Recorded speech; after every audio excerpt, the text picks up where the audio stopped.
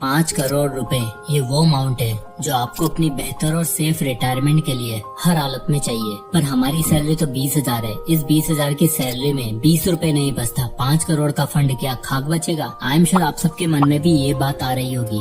पर अगर मैं आपसे कहूँ कि ये सब पॉसिबल है, वो भी मात्र 20,000 की इनिशियल सैलरी से, तो देखो आज की फास्ट फॉरवर्ड दुनिया में जहाँ एक तरफ इन्फ्लेशन जान ले रही है तो दूसरी तरफ लेस इनकम। ऐसे में आपके लिए बहुत जरूरी हो जाता है कि आप प्रेजेंट सैलरी सिचुएशन में ही सेविंग्स और इन्वेस्टिंग का सोचो और ऐसी जगह इन्वेस्ट करो जहां आपके रिटायरमेंट तक आपके पास एटलीस्ट 5 करोड़ रुपए हों। पर सवाल तो ये आता है कि आखिर इस 20,000 की सैलरी में कितना और कब इन्वेस्ट करें। आप ही की तरह सना का भी यही सोचना था। अमर, कार्तिक और सना 3 दोस्त दिल्ली में रहते थे। सेम कॉलेज से पास आउट होके कैंपस प्लेसमेंट की मदद से सेम कंपनी में भी काम कर रहे थे। अब अमर का तो ठीक है, पर कार्तिक और सना दोनों केयर फ्री लाइफ जी रहे थे। 25,000 की सैलरी में भी उन्हें कुछ भी सेव करने का मन नहीं करता था। दोनों हर महीने सारा पैसा जरूरी खर्चे और अपने शौक में उड़ा दिया करते। पर अमर ऐसा नहीं था। अमर अपने सारे खर्चे जैसे कि रेंट, इलेक्ट्रिसिटी, फूड, इंटरनेट, इन सभी खर्चों को वो सही से मैनेज करता था। और जब अमर को पता चला कि कार्तिक और सना दोनों ही माइंडलेस स्पेंडिंग करते हैं और बजट बना के खर्चा नहीं करते,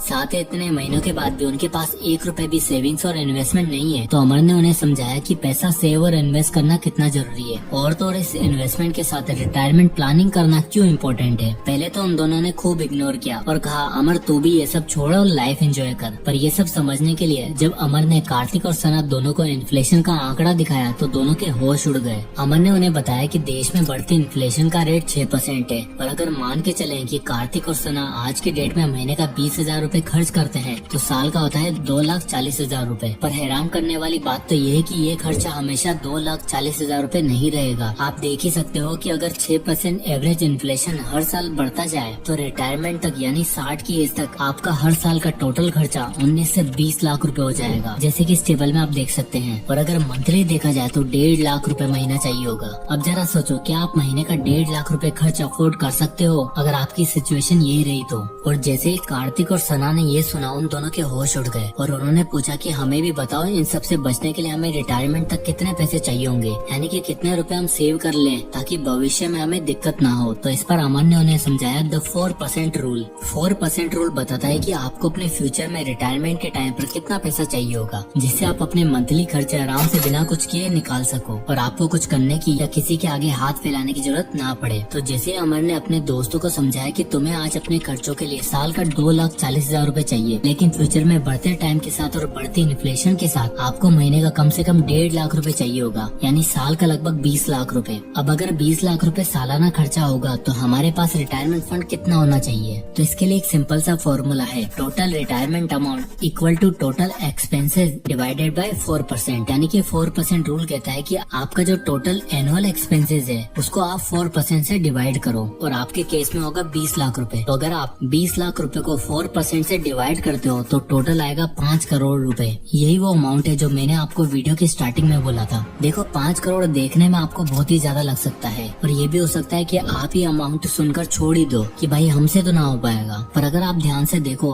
तो ये सच्चाई है और ये एक ऐसी सच्चाई है जिसे देश की 96 पॉपुलेशन इग्नोर करके बैठी है। सिर्फ 4% लोग ही जागरूक है जो ये बात समझ चुके हैं और उन्होंने सेव करना भी शुरू कर दिया है। अब देखो क्या है ना, हम लोगों की सबसे बड़ी दिक्कत ये है कि हमें कभी कुछ पता ही नहीं होता कि क्या खर्चा करना है, कितना बचाना है, उसमें से कितना बचा के कितना इन्वेस्ट करना है ताकि मार्केट इन्फ्लेशन को भी बीट कर सके। और इसी चक्कर में आधी जिंदगी मौज मस्ती में उड़ा देते हैं और बाद में जब पता चलता है इसकी जरूरत महसूस होती है तो बहुत देर हो चुकी होती है। तो आज का ये वीडियो बनाने का मेरा एक ही गोल है, मैं आपकी लाइफ में कोई मिर्च मसाला, फैंटेसी या बिग बॉस टाइप न्यूज नहीं देने वाला, वो तो आप डेली वैसे भी देख ही लेते हो। बल्कि मेरा मानना ये है कि लाइफ में जो लेट इन्वेस्ट करने की बहुत बड़ी गलती अक्सर लोग करते हैं, आपको वो न करने दो और जितना हो सके उतना जल्दी आप चीजें सीख कर अपनी लाइफ में वैल्यू एड कर सके। ठीक अमर का भी कुछ ऐसा ही मानना था और जब अमर ने कार्तिक और सना को बढ़ती महंगाई और उससे बचने के लिए 4% रूल के बारे में समझाया तब उन्हें समझ आया कि इन्वेस्टिंग और रिटायरमेंट प्लानिंग सच में कितनी जरूरी है। पर उनको अभी भी ये डाउट था कि मात्र 20,000 की सैलरी से ये सब पॉसिबल भी है और अगर हम थोड़ा लाइफ एंजॉय करके ऐशो आराम करके इन्वेस्ट करें तो क्या तब भी हम 5 करोड़ का पोर्टफोलियो अमाउंट हासिल कर सकते हैं? आई एम श्योर आप सबका भी यही सवाल होगा कि भैया 5 करोड़ तो बता दिया, अब ये बताओ कि वहाँ तक पहुँचने के लिए कितना टाइम लगेगा और कितना पैसा। तो भैया जरा ठहरो और सुनो। देखो गोल होना चाहिए 5 करोड़ और वो भी ऐसे तरीके से जिसमें हमें सारे खर्चे बहुत इजीली निकाल पाए, लाइफ एंजॉय भी कर पाए और एक अच्छा खासा अमाउंट इन्वेस्ट करके फ्यूचर प्लानिंग भी कर पाए। उसके लिए जितना जल्दी हो उतना जल्द से जल्द स्टार्ट करो। पर जैसे सना और कार्तिक ने पूछा था, अगर हम लेट स्टार्ट करें तो क्या हम इस 5 करोड़ के फंड तक पहुंच भी पाएंगे या फिर नहीं। तो इस पर अमन ने 3 अलग अलग इन्वेस्टमेंट कैटेगरीज को बताया, जिसमें पहली आती है early bird. The early bird का मतलब वो लोग हैं जो जल्द इन्वेस्टमेंट शुरू करते हैं। एग्जाम्पल के लिए 25 साल की उम्र से अगर कोई इन्वेस्टिंग शुरू करता है तो रिटायरमेंट की एज तक 5 करोड़ बनाने के लिए उसे कम से कम महीने का ऑन एन एवरेज 7,800 रूपए इन्वेस्ट करना होगा। अब ये सवाल आता है कि इन्वेस्ट कहाँ करें, ऐसी कौन सी इन्वेस्टमेंट है जो मार्केट इन्फ्लेशन को भी बीट कर सके। तो उसका आंसर है इंडेक्स फंड। अगर आप इंडेक्स फंड में 7,800 रूपए इन्वेस्ट करते हो तो आप देख ही सकते हो ओवर द ईयर आपको 12% के हिसाब से कितना रिटर्न मिल रहा है। अब इस टेबल में अगर आप देखोगे तो 15 साल बाद यानी कि 40 की एज तक आप टोटल 14 लाख रुपए इन्वेस्ट कर चुके होंगे और आपको महीने का मिलने वाला रिटर्न होगा लगभग 40 लाख रुपए। और यही अगर आप 25 साल बाद यानी 50 की एज में आप देखो तो आप टोटल इन्वेस्टमेंट कर चुके होंगे 23 लाख रुपए, जिसके बदले में आपको मिलेगा 1.5 करोड़ रुपए। 35 साल बाद यानी अपनी रिटायरमेंट की एज तक, जो कि मैं मान के चल रहा हूँ 60 की एज है, आप टोटल 33 लाख रुपए इन्वेस्ट कर चुके होंगे, जिस पर आपको मिलेंगे 5 करोड़ रुपए।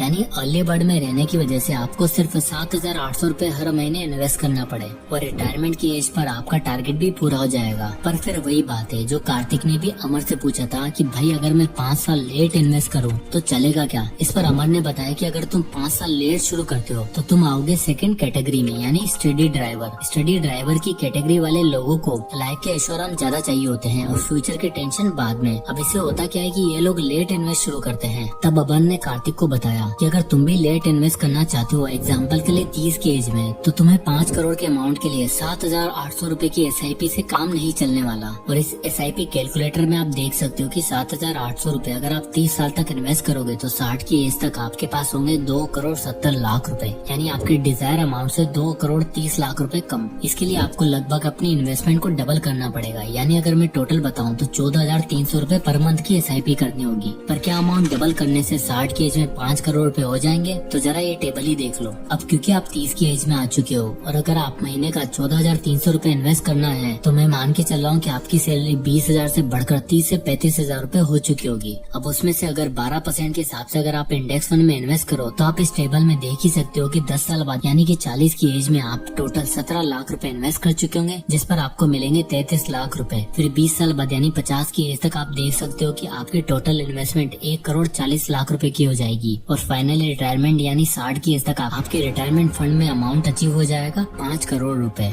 यानी यहाँ पर आपने देखा कि अगर आप 5 साल बाद यानी 30 की एज में शुरुआत करते हो तो आपको लगभग डबल अमाउंट इन्वेस्ट करना पड़ेगा अपनी रिटायरमेंट फंड बनाने के लिए। अब इस पर सना ने पूछा कि अगर 5 साल और लेट इन्वेस्ट करो तो यानी 35 की एज में, तो यहीं पर आती है कैटेगरी नंबर 3 लेट ब्लूमर। अब अगर आप सोच के देखो 35 की एज में अगर आप 14,300 रूपए की SIP करोगे 12% इंटरेस्ट रेट पे, तो आप देख सकते हो 25 साल बाद यानी 60 की एज में आपके पास 2 करोड़ 70 लाख रुपए का फंड होगा। इसलिए अगर आपको लेट शुरू करके 5 करोड़ रुपए का रिटायरमेंट फंड चाहिए तो आपको अपने इन्वेस्टमेंट अमाउंट को पहले से डबल करना पड़ेगा, यानी कि मैं एग्जैक्ट बताऊं तो 26,600 रूपए। अब देखो यार, अगर मैं 35 साल का हूँ और 25 साल से कमा रहा हूँ, यानी मुझे कमाते कमाते 10 साल हो गए हैं, तो यहाँ मैं एक्सपेक्ट करके चल रहा हूँ कि आपकी सैलरी लगभग 60-70 हजार रूपए के बीच होगी, जिसमें से आपको 26,600 रूपए महीने का इन्वेस्ट करना होगा SIP के थ्रू इंडेक्स फंड में। अब इस टेबल में देखो आपको रिटर्न मिल रहा है 12% का और 10 साल बाद यानी 45 की एज तक आप टोटल 31 लाख रुपए इन्वेस्ट कर चुके होंगे, जिसकी टोटल फ्यूचर वैल्यू होगी 62 लाख रुपए। और 20 साल बाद यानी 55 की एज में आप देख ही सकते हो कि आपकी टोटल अमाउंट हो चुका होगा 2 करोड़ 70 लाख रुपए। और 25 साल बाद यानी 60 की एज तक आपका इन्वेस्टमेंट अमाउंट होगा लगभग 80 लाख रुपए, जिसके बदले में आपको मिलेंगे पूरे 5 करोड़ रुपए। तो अब जैसे कि आपने देखा कि 20,000 की सैलरी से आप एक सिग्निफिकेंट अमाउंट सेव करके राइट इन्वेस्टमेंट करो तो आपको अपनी रिटायरमेंट की एज तक 5 करोड़ रुपए का फंड तैयार हो सकता है। लेकिन जैसे जैसे आप लेट करते चले जाओगे आपको अपनी मंथली इन्वेस्टमेंट की SIP का अमाउंट डबल करना पड़ेगा, जो आपके लिए शायद उतना आसान ना हो। इसलिए सबसे पहले आपको ये ध्यान रखना है कि आप कैसे भी करके अपनी इनकम बढ़ाने पर ध्यान दो और अपनी सैलरी में से एक सिग्निफिकेंट अमाउंट सेव करो। इसके लिए आप 60-40 रूल का यूज भी कर सकते हो, जिसमें आप अपनी सैलरी का 60% खर्च करोगे और 40% सेव करके इन्वेस्ट। देखो आई नो 40% बहुत ही ज्यादा है, बट यहाँ जो हमारी डिमांड है 5 करोड़ की, वो ज्यादा कमिट करके अचीव हो पाएगी। सो एट लास्ट मैं यही कहना चाहूंगा कि अगर आपको अपनी लाइफ का कंट्रोल आपके हाथ में लेना है और एक बेटर रिटायरमेंट प्लानिंग करनी है तो आपको 4% रूल का सही से इस्तेमाल करके पहले करेक्ट रिटायरमेंट अमाउंट कैलकुलेट करना है, फिर एक ऐसा इन्वेस्टमेंट सोर्स ढूंढना है जहां आपको 12 से 13% का एनुअल रिटर्न मिल सके। जैसे हमने अपने एग्जांपल में इंडेक्स फंड में इन्वेस्ट किया, क्योंकि index fund on an average 12 से 13% का रिटर्न दे ही देते हैं। और उसके बाद आपको एक एग्जैक्ट अमाउंट इन्वेस्ट करना है जो रिटायरमेंट तक आपको एक ऐसा अमाउंट दे सके जिसकी बदौलत आप अपनी रिटायरमेंट आराम से बिता सको और अपने परिवार के लिए एक बेटर फाइनेंशियल फ्यूचर बिल्ड कर सको। और मेरे ख्याल से 5 करोड़ एक बेस्ट अमाउंट होगा जो आपको आपकी फैमिली को फाइनेंशियल फ्रीडम की तरफ ले जाएगा।